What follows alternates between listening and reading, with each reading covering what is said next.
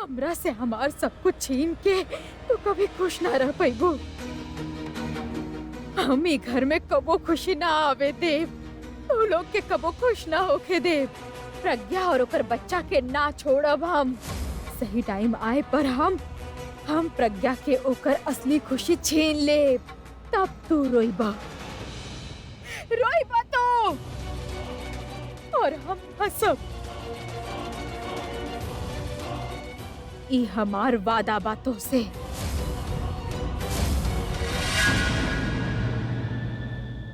पता बा, आज से तू सिर्फ हमार सपना देखबू। कहें के सुतल वक्त हम हमेशा तरह साथे रहब। मैं भी। और आज से तहार हर सबीर रंगीन हुई। कहें कि सवेरे उठत ही तू हमके देखबू। तहार breakfast, bed tea, lunch, dinner सब कुछ हमरा हाथ हुई। नो रियली, आई मीन इट। सब कुछ हमरा हाथ। हुँ? अब तू बस 1 मिनट रुका। हम यूं गई नहीं और यूं ओनी। का? अरे कुछ खाए खातिर लावे जाता नहीं। केहू के कहीं जाए की जरूरत नहीं खे। हम ले आइल बानी। Wow, thank you, thank you. हम खा ली हम। अरे मान ली कि अब दी खातिर सब कुछ करल चाहता नहीं, पर हमके भी तो सेवा के मौका दी ही। और कुछ तो ना चाहिए ना? हाँ, अगर बाहर ग्यारह हुई तो प्लीज ओकरा भेज दिया। वो तो सुत गई। ओके, कैरी ऑन। बाय। हम खा ली हम। अरे ना, हम अपना होठ से खियाई।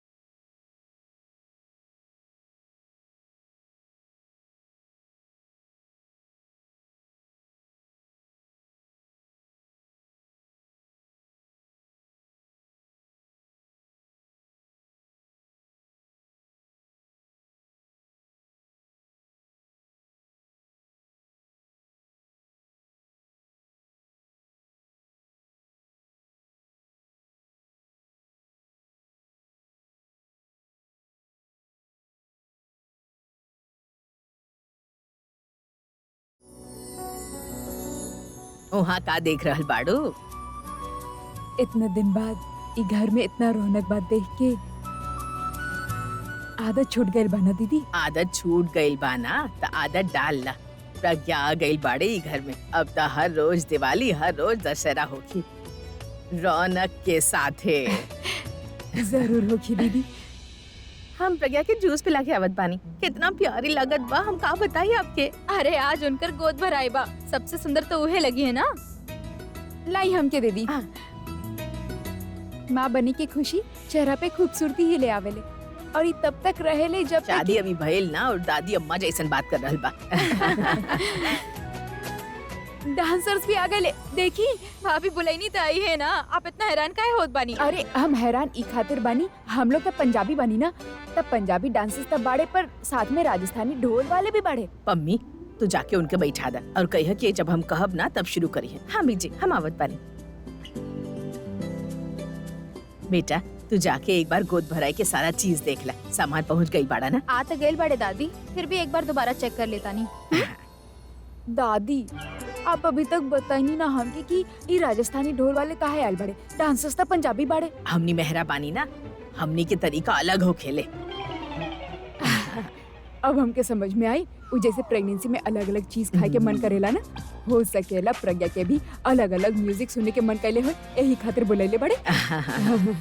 समझ गईलू? हाँ अच्छा से समझ लू। हाँ जा जाके प्रज्ञा के लेके आवा। हाँ ओकरा तो हम ले आई। दीदी जल्दी तक कबो ना कभी ना सुधरी। प्रज्ञा। हाँ जी। ओह माय गॉड, कब ग्लो करत तारू तू।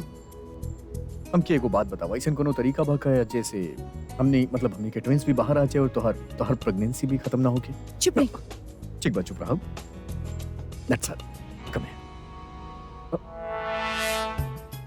ई बार फिर हमनी के बीच में केहू आ गई। सॉल्यूशन बा हमरा पास।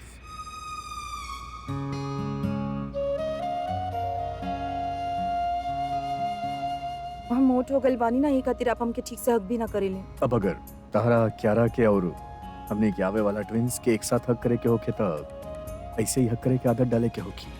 और एक सेकेंड, के कहलस तरह से कि तू मोट हो गइल बाड़ू? मोट ना, तू तो बहुत सुंदर लागत तारू। इतना सुंदर के मन करत बा कि तारी प्रेगनेंसी खत्म ही ना होके। मतलब आपके हमारे प्रेगनेंसी देखे के बारे, आपके ट्विंस ना देखे के? अरे हमके तो हमार पूरा फैमिली एक साथ देखे के बा।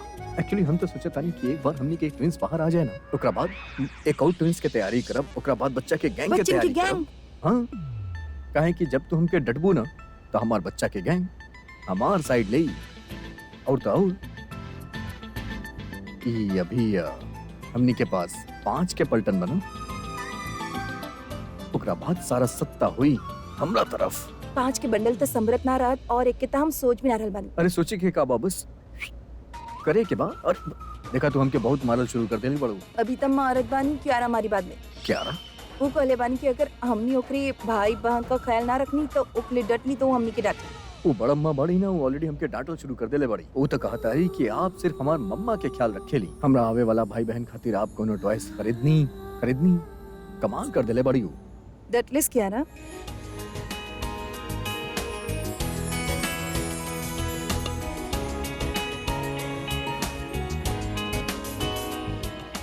तासी भी बहुत डटली। ओ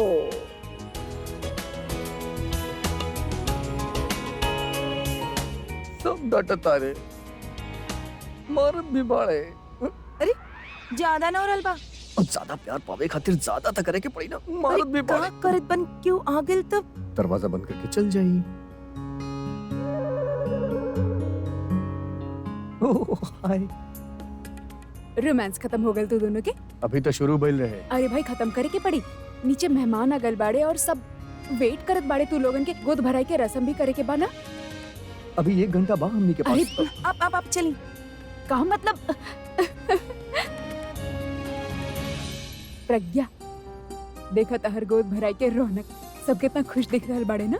अरे प्रज्ञा आजा बेटा, रस्म शुरू करे के टाइम हो गई बा। आजा, बहुत प्यारी लग रहल बाड़ू।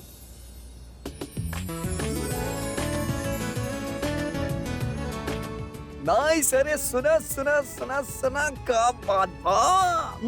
आई मीन घर वाला लोग, हमार घर वाला लोग, ये बड़ी हमार खूबसूरत बीवी प्रज्ञा, जेकरा साथे हम कई बार लगन कर चुकल बानी। काहे के केहू हमरा से कहले बा कि आप जितना बार शादी करेली प्यार उतना ज्यादा बढ़ेला, लेकिन हमरा नसीब में कहाँ भाई सब, हमरा नसीब में प्यार कम मार ज्यादा बा। अरे ऐसन बीवी बाड़ी जे अपन पति से प्यार कम मार ज्यादा। अरे देखनी आप सब, एक बेचारा पति कब तक अपन पत्नी के मार सहत रही, केहू बताए हमरा के? बताओ बताओ ना। का करत रहनी, शर्म आवली हमके। अरे आवेदा शर्मा जी के हम थोड़ा ना शर्माएली। अरे तू हमार बीवी बाड़ू, हम थोड़ा ना केहू से डराएली। और आज तो हमार बीवी के गोद भराई हा। गोद भराई में का पति के बीवी के हाथ पकड़ के ओकरा सहारा देवे के हक नहीं खे। वाह। बीवी अगर इतना खूबसूरत लगे तो ओकरा किस देवे के हक नहीं खे। बिल्कुल। अरे हक तो बा ही ना। अब सब हाँ बोल देले बड़े तो ये सब चला ज्यादा अब ना होके बा। पहले शुरू तो होके दा। का करल बानी? अरे प्लान मतलब बोरअप करत बा। अब आप लोग बताएं कि सामान के कहाँ रखे के बा। आई मीन प्रज्ञा के कहाँ रखे के बा। यहाँ बैठा दा। और कहाँ? मतलब यहाँ बैठाएं? चलो चलो चलो। आराम से चलो आराम चल, से। आराम से आराम से।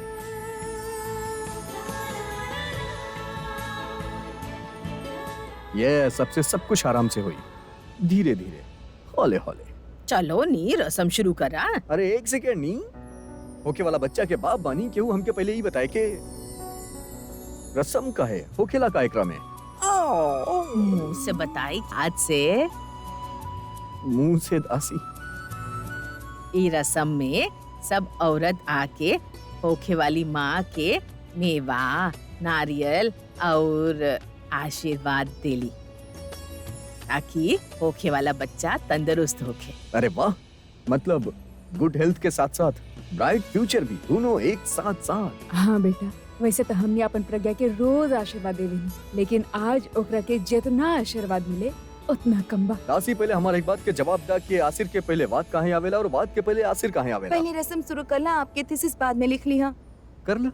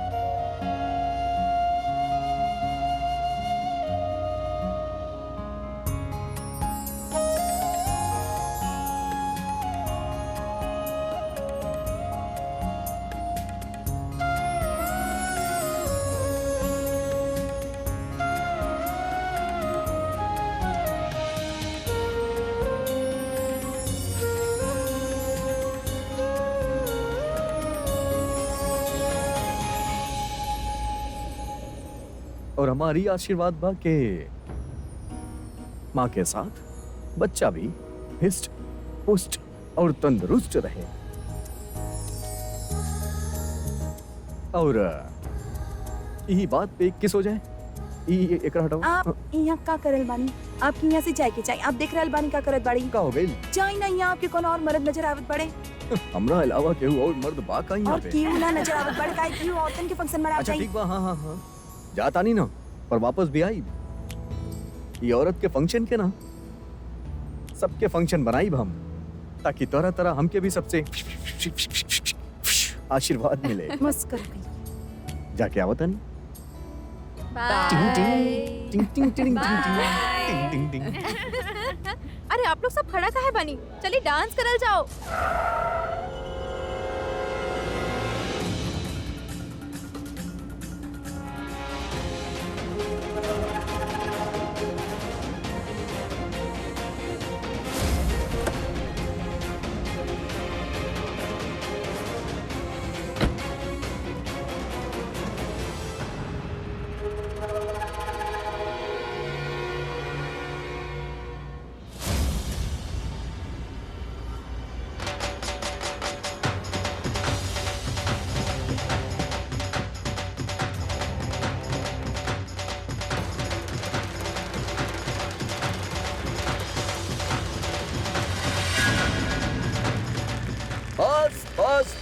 बहुत हो गई तू लोग के फंक्शन फंक्शन फंक्शन।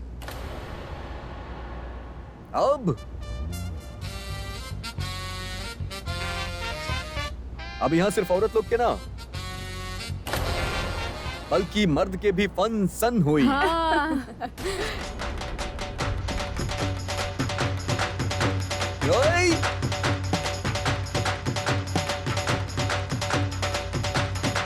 अरे एक सेकेंड, का कहलू तू कि यहाँ पे केहू मर्द नहीं खे? अब देखा अपना आसपास कितना सारा मर्द बाड़े। ताऊ जी, हाँ आप आई और आशीर्वाद दी। जरूर जरूर। जियत रह, खुश रह।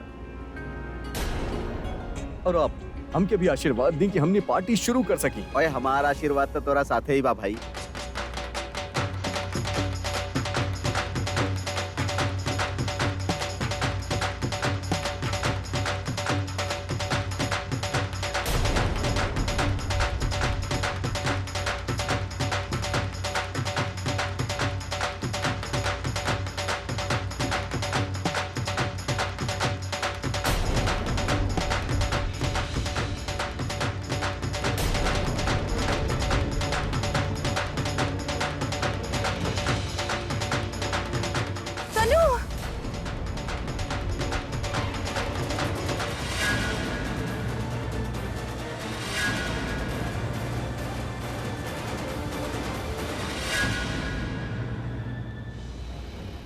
तनु, हम तनु के देखनी हुआ रहल, चुप के कहाँ? हमके देखत रहे।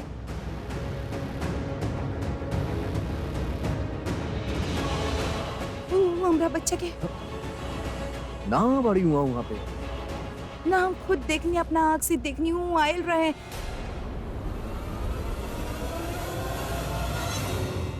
अब ना समझ रहल बानी हूँ हमरा। ना कुछ ना हुई। तू परेशान काहे होता? प्लीज हमरा बात के भरोसा करी हूँ, आयल बाहू यहाँ बाड़े कहीं। अरे बेटा इतना जलील होके बाद के आवेल। अगर उ यहाँ आयल त ओकरा पता बा हमनी ओकर का हालत करे। तू फिकर मत कर बेटा। अरे अब ओकर हिम्मत ही ना हो सकेले आवे के। अगर आयल ना तब मार खाई उ। केहू ना रहल वहाँ पे। तोहरा दिल के वहम हो के बच्चा। हाँ दी, और अब वो कौना इरादा और कौना उम्मीद से आई वो अच्छा तरह जानत बिया कि ओकर पोल खुल चुकल बा। आप लोग हमरा बात के भरोसा करी प्लीज। हम खुद ओकरा के देखने बानी, हमके कोनो धोखा ना बैल बा। ओकरे आँख में गुस्सा रहल, नफरत रहे, उ हमके देखत रहे। इतना मत सोचा बेटा, तू शांत हो जा, आराम से बैठ, शांत हो। जीजू, हमके पता बा दी के वहम भइल बा, बट फिर भी एक बार उनकर तसल्ली खातिर देख के आई बाहर, टेंशन फ्री हो जाइए। ठीक बा, हम देखता नहीं।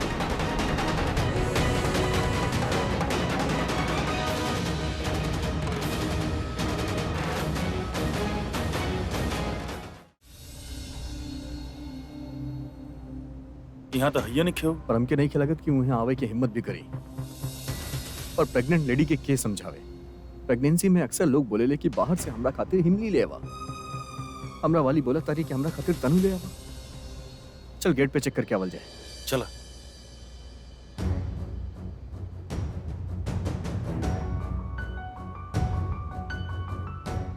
यहाँ पर भी नहीं खे। सीरियसली आज वो हमके मिल जाए ना तो हमारा हाथ उठ जाए। वो जो प्रज्ञा दी के संगे कैले भी है ना, ओके नरक में भी जगह ना मिली। अरे तू कैसे बात करा तारे कि नरक में भी जगह ना मिली? अरे मर्द वाला बात करना कि छोड़ब ना ओकरा के। वैसे तो गुस्से में ना तो बहुत क्यूट लागे ले। सीरियसली यार, हम मजाक नहीं कर रहा। जॉनू हमनी के फैमिली के संगे कैले भी है ना, ओकरा बात तो के खुलेआम सोसाइटी में भी ना घूमे के चाहिए, जेल भिजवा के चाहिए। भिजवा दे यार, भिजवा दे बकर। अभी फिलहाल प्रज्ञा के टेंशन होत हुई, बता दे कि ना मिल ली हुई। चला दी, प्लीज स्ट्रेस मत ली। हमके भी लागता कि वो ना आयल होगी। ओ बा दिशा वही बा। का भाई, आप लोग ऐसे काहे बैठल बानी? प्रज्ञा के लागत बा क्यों तनु के देख ले बा। तनु कहाँ देख ले, अंदर रहे या बाहर? हमके बताई, हम जाके देख के आवत बानी। गेट पे भी चेक करी, वहाँ भी नहीं खे। कहूँ नहीं क्यों। आप लोग ठीक से तो देख ले बानी ना? तो के लागत बा हमनी तनु के मामला में कोनो चांस ले दी के डर हमके समझ में आवेला, लेकिन तोके इतना डर काहे लग रहल बा? काहे कि हम तनु के जानत बानी। She is a mad woman. अगर प्रज्ञा कह रहल बिया कि वो तनु के देख ले बिया यहाँ पे, तो वो यहाँ पे होगी। वो जरूर कुछ ना कुछ सोच के यहाँ पे आयल होगी, अपन बदला लेवे आयल होगी, पता ना का। So it's something to get scared about. कुछ ना करियो।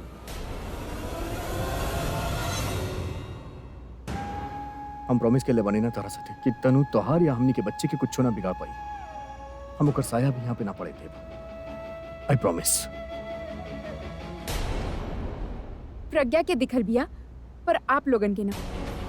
ऐसा तो ना हो सकेला कि प्रज्ञा की कोनो प्रॉब्लम ना होगी। हमार दिल ना मानत। आप लोग यहाँ बैठे चाहता नहीं तब बैठी, हम देख क्या बतानी। अभी बात खत्म कर, बचल हुआ रस्म के पूरा करल जाओ और तेल वाला रस्म शुरू करल जाओ। एक सेकंड दासी, दा बस कुछ दिन और। हाँ हाँ दे देब हम जी, करत बनी हम आपके फोन। Okay okay by.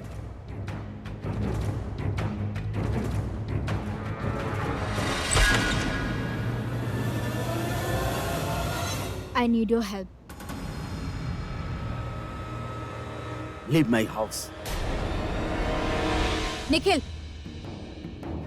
तू हमके जाए खातिर कह रहल बाड़ा? तोहार दिमाग तो ठीक बा ना? आई एम तनु। तन्नू बाड़ू यही से जाए खातिर कहत बनी। थक गइल बानी तोहारे हेल्प करत करत। हमरा बदले में का मिलेला? कुछ ना। जब आवेलू अभी के बात करेलू, इहवा भी रहेलू तो तोहार ध्यान ओइजे रहेला। अभी का किलस, प्रज्ञा का किलस, अभी तू हमारे हेल्प लेवे का आयल बाड़ू? काहे कि प्रज्ञा के जिंदगी में कुछ अच्छा होकत होगी, हमार जिंदगी के का तोरा ओकर कोई ध्यान नहीं। You don't care. कंगाल हो गइल बानी तोहार डिमांड पूरा करत करत। तनु, तोरा हमार हालत पता बा, लेकिन फिर भी तू अपने बात करबू और यू नो हमार बात ना करबू। अभी के बात करबू तू। जब आवेलू टेंशन लेके आवेलू, बेड लक लेके आवेलू। निकले यहाँ से। निखिल, तू हमार हेल्प करबा कि ना? ये बात तुम्हारा असली रूप। You are selfish, you are selfish.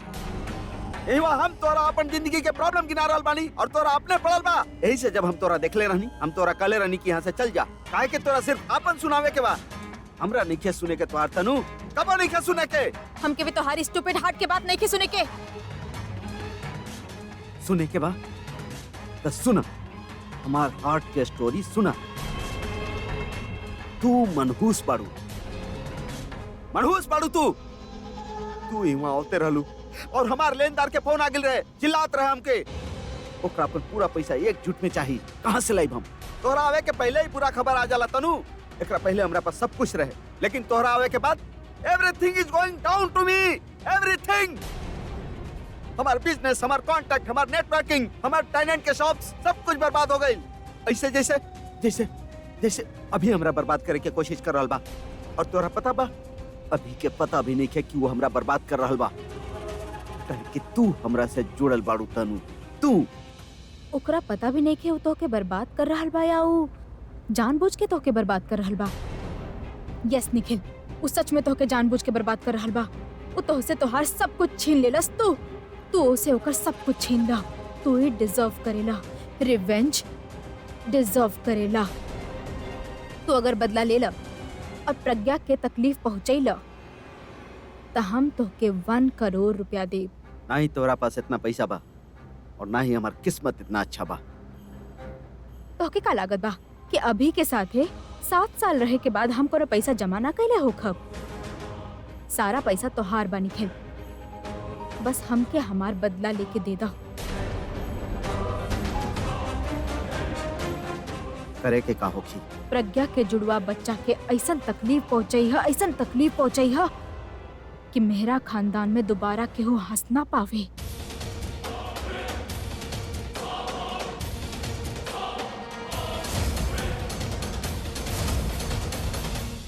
केहू तेल वेल ना लगाई? काहे तेल लगाई? अरे तेल लगावे से बाल चिपचिपा हो जाला, अजीब से लागे लागेला। और तेल लगावे के बाद प्रज्ञा के नहाए के भी तो पड़ी। ता मतलब नहाए के बाद बार बार नहाए से जुकाम होकेला ना, और ऐसन हालत में जुकाम लग गई तो बुखार भी हो सकेला। तब बुखार काहे लगल? ओए तू कुछ भी बोला, हमनी तो तेल लगाई। काहे दासी तेल काहे लगाई? तेल से प्रज्ञा अच्छा ना लागेली। बेटा, बच्चा होखे के बाद औरतन के बाल झड़े लागेला। प्रज्ञा के साथ ऐसा कुछ ना होखे, यही खातिर हम एकरा तेल लगा रहल बानी। अरे प्रज्ञा की बात के टेंशन लेवे की जरूरत नहीं है। देखा काला लंबा घना बाल बा, इतना स्ट्रॉन्ग बाल बा कि अंदर जुआ भी ना मिली। और आप लोग बाल के पड़ल बा, आप लोग तोड़ के देखी, बाल भी ना टूटी। बेटा रसम बा लगावे दा। और दासी चिपचिपा बाल में अच्छा ना लागी ना। यही खातिर रसम ना करे दे रहल बानी, काहे कि हम अच्छी ना लगब चिपचिपा बाल में। वो तो हम ऐसे ही चिपचिपा बाल के बात नहीं के मतलब बा कि तू अच्छी अच्छी करबू ना तो अच्छी से तरह सर्दी हो जाई और बाल गीला हो जाई। इस आप खातिर- पहले ई डिसाइड करके आपके तकलीफ कौन बात से बा कि हमके जुकाम हो जाए कि हम अच्छी ना लगब। दोनों हमके सब पता बा आप हमसे प्यार ना करेनी अब।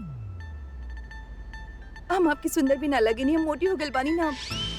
अब तो ही गइल भाई देखिए। जीजू ताऊजी जैसन कहले ना आज तक गई नी। का बोला तारू, ऐसे मत नहीं कि तू बहुत अच्छा लागेलू हमरा के। अरे अरे तू बहुत बहुत बहुत क्यूट लागेलू, सच कहता नहीं हूं। मनाई हंसा तारी।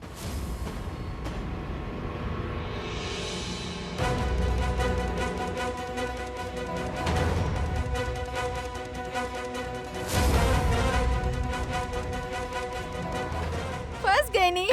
मजाक कर डाली। और ना तका सिर्फ आप मजाक कर सके नहीं, हम मजाक ना कर सके नहीं। व्हाट?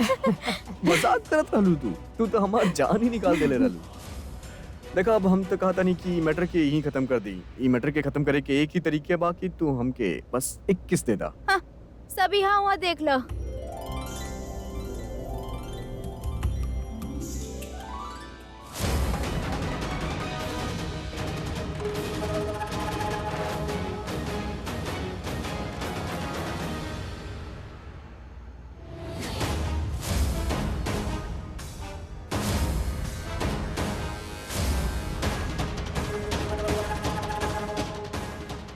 निखिल के फोन काहे ना आयल अब तक, और कितना टाइम लगी काम करे में।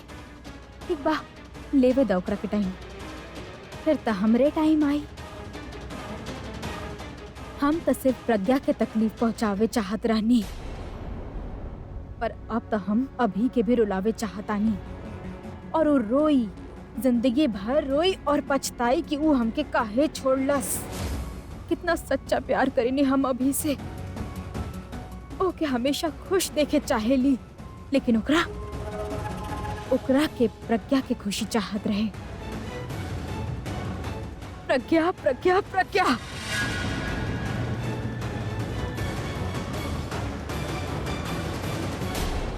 अभी अपना खातिर गड्ढा खुद खोद लेबा। ओके पता होके के चाहत रहे, पता होके के चाहत रहे कि हम ओके प्रज्ञा के साथ कभी खुश ना रहे देव, कभी ना।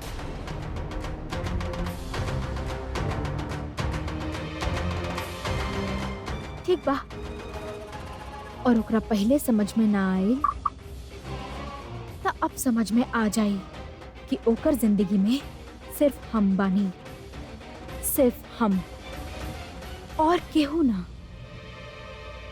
प्रज्ञा तो के तक जाए के ही पड़ी, और जब तू चल जाइबू त अभी के चारों तरफ सिर्फ तनु दिखाई दी, और फिर अभी के हमके अपनावे के ही पड़ी।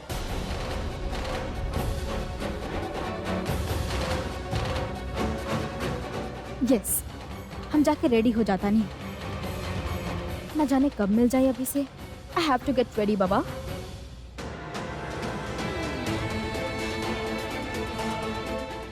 ना, हमके बेचारी लगे के चाहिए, जेकरा के देख के सबके दया आ जाए।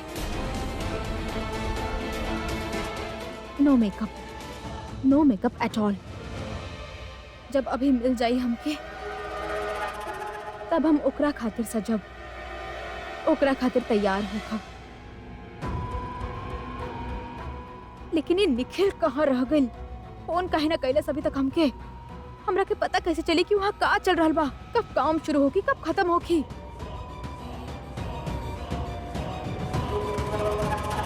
प्रज्ञा तो के जाए के ही होगी, मेहरा खानदान से निकले के पड़ी, काहे कि ऊ घर में तोहार गोद भराई ना, तोहार सिर्फ बरसी मनावल चाहिए।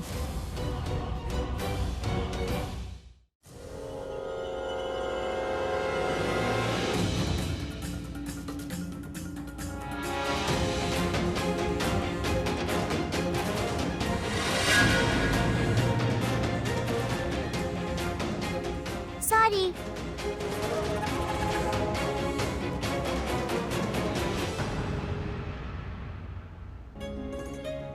डैडी हम तो डांस करनी ही ना। हाँ तो डांस करे के बा। वैसे डांस तो तोहार मम्मा भी ना कही। अरे एक काम कर जाए, हमने तीनों एक साथ डांस कर ले। Let's go. अभी बेटा ओकरा परेशान मत करा, छोड़ दो।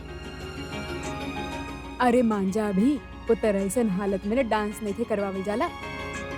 अरे ना दासी, डांस तो हम नहीं करब।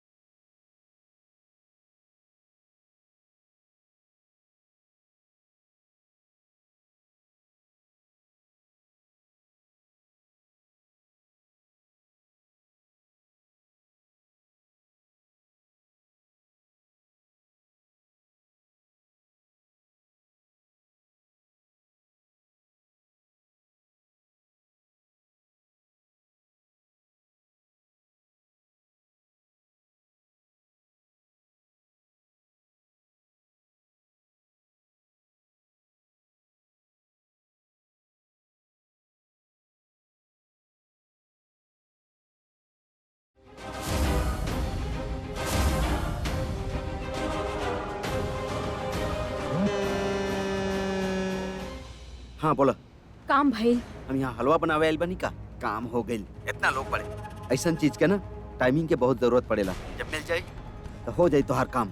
मतलब वहाँ पे जश्न चलत होगी, सब लोग नाच रहल होगी, हंस रहल होगी, फेस्टिवल के मूड चल रहल होगी वहाँ पे। नाच तो ऐसे रहल बाड़े कि पागल हो जाए आदमी। और तोरा का लागत बा मारल इतना आसान बा? तो तू काहे न कर लेलू? तू खुद काहे ना मार लेलू? तू तो अभी के साथ इतना साल से रहलू ना, तो तोरा पता हो क्या के चाहिए कि प्रज्ञा के मारल इतना आसान नहीं खे। एक तो पता ना कौन किस्मत लेके पैदा भइल बिया हो, और वो अभी साया के जैसन पीछे पड़ल रहेला ओकर। और एक बार तो पता ना कवच के जैसा नहीं चिपकल बा कि निकले के नामे नहीं खेले।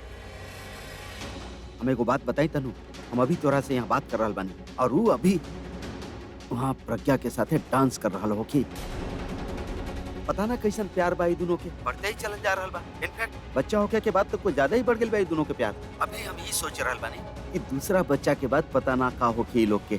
कुछ ना होखी, उनकर प्यार कोनो स्पेशल प्यार नहीं खे। प्यार तो हम कैले रहनी अभी से, और ओकरे चक्कर में हम तोहरा प्यार के एक्सेप्ट ना कैनी। अच्छा कैलू कि तू हमरा एक्सेप्ट ना कैलू।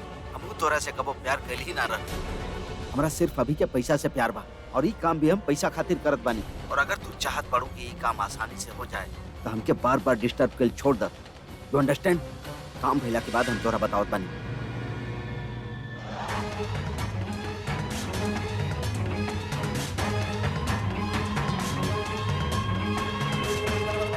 एकरा कहीं छुपावे के होखी।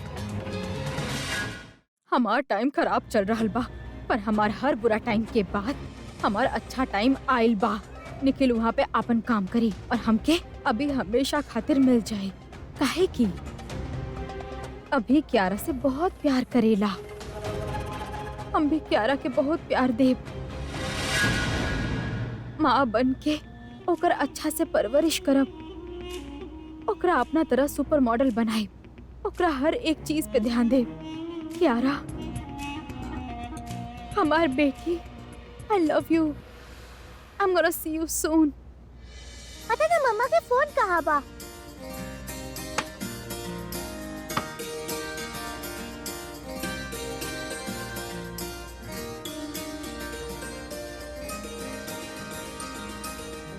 नीचे सब एंजॉय कर रहल बाड़े। हमके उनकर एगो वीडियो चाहिए, मम्मा के, डैडी के, दादी के, पर फोने नहीं के मिलत। हम सबसे पहले आपन फोटो खींचब। कितना ब्यूटी लग रहल बानी, बिल्कुल अपन मम्मा जैसी।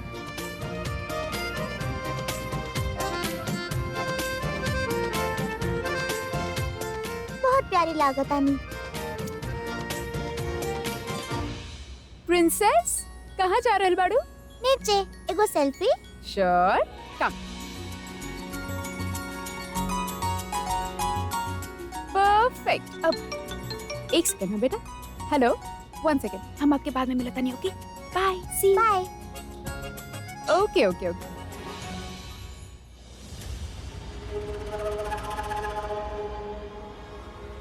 अंकल सुने ना, एगो सेल्फी।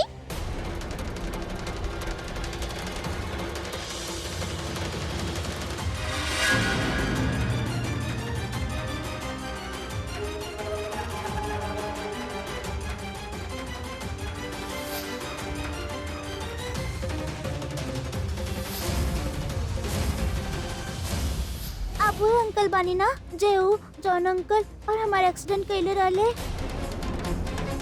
हम सबके बताई।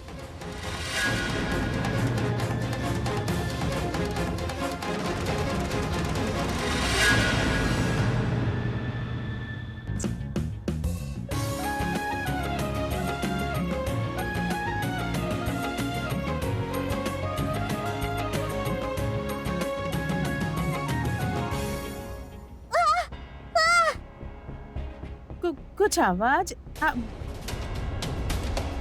मिताली, ये आवा।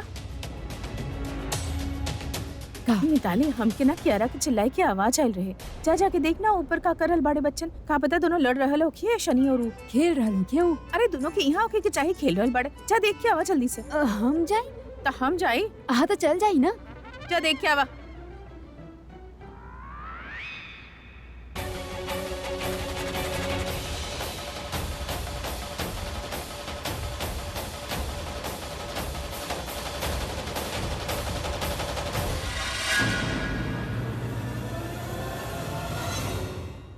Jack and Jill went Dr. Hill to fetch a pail of water. Jack fell down and broke his crown, and Jill came tumbling after. Bahadur ji, इधर किधर जा रहल बानी? चाची।